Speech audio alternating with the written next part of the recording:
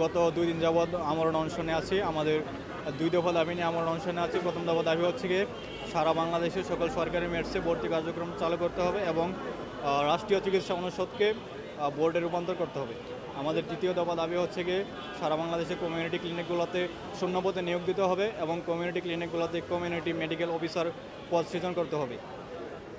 জি, এবং আমাদের পরবর্তী প্ল্যানিং হচ্ছে গিয়ে যদি আমাদের দাবি মেনে নেওয়া না হয় তাহলে আমরা পরবর্তীতে বৃহৎ থেকে বৃহৎ আন্দোলনের সিদ্ধান্ত নিতে পারি।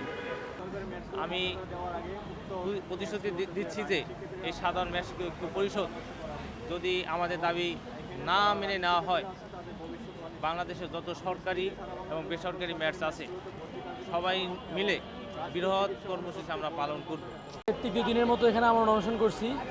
আপনারা জানেন আমরা সারা বাংলাদেশের মেডিকেল ইনস্টিটিউট ম্যাথ শিক্ষার্থীরা এখানে আমরা অনশন করছি। এখানে দুটো দাবি মেইন আমরা নিয়ে বসছি। সেটা হচ্ছে আমাদের 16টা সরকারি প্রতিষ্ঠান ইনস্টিটিউট ছিল, সেই 16টা প্রতিষ্ঠানকে বন্ধ করে 9টা প্রতিষ্ঠান বন্ধ করে 6টা প্রতিষ্ঠান চালু রাখছে, বর্তমান ভর্তি কার্যক্রম রাখছে। তো আমরা চাচ্ছি যে পুনরায় আমাদের সবগুলো সরকারি প্রতিষ্ঠানে যেন ভর্তি কার্যক্রম চালু রাখে।